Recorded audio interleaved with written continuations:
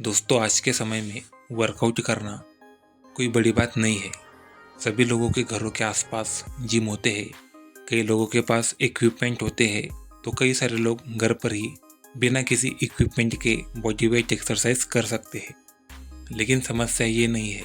समस्या ये है कि आजकल लोगों के पास समय ही नहीं है कि वो एक्सरसाइज कर पाए। कई सारे लोग जॉब करते हैं, कोई बिजनेस करता है, तो कोई स्टूडेंट है। ऐसे कई सारे प्रोफेशन है लोगों के जिसमें वो दिन भर बिजी रहते हैं, और जो समय उनको मिलता है वो समय वो कहीं घूमने में लगाते हैं। लेकिन शरीर के लिए जो नीड होती है एक्सरसाइज करना, ये वो नहीं दे पाते दोस्त, और यही समस्या है। तो इस समस्या का समाधान क्या है, किस प्रकार हम अपने समय को मैनेज कर सकते हैं और थोड़ा बहुत समय अपनी एक्सरसाइज पर या अपनी बॉडी पर दे सकते हैं। तो मैं आपको कुछ रूल्स बताऊंगा जिनको अगर आप फॉलो करोगे तो इससे आपको अच्छा लाभ मिलेगा। इसमें आपको कुछ नया नहीं करना है, बस जो आप करते हो उसको थोड़ा मॉडिफाई करना है। सबसे पहले तो दोस्तों हम ये समझेंगे कि हमारी बॉडी के लिए क्या ज़रूरी होता है। तो हमारी बॉडी के लिए सबसे मेन है न्यूट्रिशन, नींद और उसकी जो मसल्स होती है उसको थकाना और उसको बिल्ड करना। तो ये जो 3 नीड होती है, ये अगर पूरी हुई तो हमें किसी बात की कोई दिक्कत नहीं आती है। तो दोस्तों, आप दिन भर काम करते हो तो आपके लिए आवश्यक है कि आप कम से कम 6 से 7 घंटे की नींद लें। तो सबसे पहले तो दोस्तों आपको सही तरीके से नींद लेनी है। कितने समय सोना है ये आपकी दिनचर्या के ऊपर डिपेंड करता है दोस्तों। अगर आप ऐसा काम करते हो जिसमें ज़्यादा थकान नहीं होती, या फिर जो काम ज़्यादा मेहनत से भरा नहीं है, तो आप कम समय भी सो सकते हो। लेकिन अगर आपका काम फिजिकली या मेंटली डिस्टर्बिंग है, जिसमें बहुत थकान होती है, तो मेक श्योर कि आप 7 से 8 घंटे की नींद लो। नींद में कोई कॉम्प्रोमाइज़ नहीं होना चाहिए दोस्तों। हाँ, कभी कभार कोई काम है या फिर कोई अर्जेंट ऐसी घड़ी आ गई है, तब की बात अलग हो जाती है दोस्तों।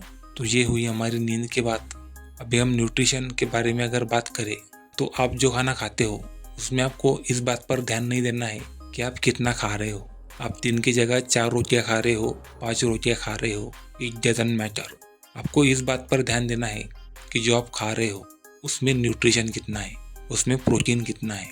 मान लीजिए कि आप 4 रोटियाँ ऐसी सब्जी के साथ खाते हो जिसमें कोई ज़्यादा न्यूट्रिशन नहीं है, और वही अगर आप 3 या 3.5 रोटियाँ ऐसी सब्जी के साथ खाते हो जिसमें अच्छा न्यूट्रिशन है, तो इस सेकंड मामले में आप बेहतर करोगे, रेदर दैन कि आप 4 रोटियाँ खा रहे हो ऐसी सब्जी के साथ जिसमें कुछ नहीं है।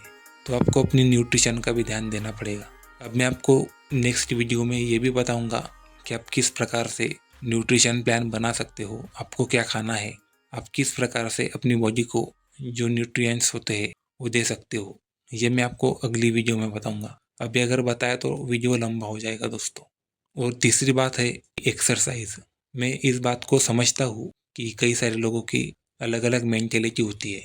अब कुछ लोग होते हैं ऐसे जो काम करने के बाद भी एक्सरसाइज करते हैं, और कुछ लोग होते हैं कि कई सारे लोगों के पास समय नहीं होता कि वो जिम में जाकर वर्कआउट करे या फिर कुछ समय निकाले। तो अगर आपकी कोई ऐसी कंडीशन है कि आपके पास समय नहीं रहता, और अगर समय होता भी है पर आप नहीं चाहते हो कि आप वो समय ऐसी एक्सरसाइजेस पर लगाओ, तो इससे अच्छा है दोस्तों कि आप घर पर ही बॉडी वेट एक्सरसाइजेस करो। आप योगासन कर सकते हो, सूर्य नमस्कार कर सकते हो, प्राणायाम कर सकते हो, या फिर पुशअप्स, पुलअप्स, ऐसी कई सारी एक्सरसाइजेस होती है जिनको आप घर पर ही कर सकते हो। अब ये मैटर नहीं करता कि आप बिजनेसमैन हो, नौकरी करते हो, स्टूडेंट हो, कुछ भी हो। 2 अल्टरनेटिव है आपके पास। पहला जो है जिम में जाना, वो हो सकता है कि किसी मामले में सही ना हो, लेकिन ये जो दूसरा अल्टरनेटिव है, इसमें अगर आप पीछे हट रहे हो तो ये आपकी सबसे बड़ी गलती है दोस्तों। तो ये कुछ 3-4 पॉइंट थे दोस्तों जो मैंने आपको बताए और जिन पर हमें ध्यान देना चाहिए।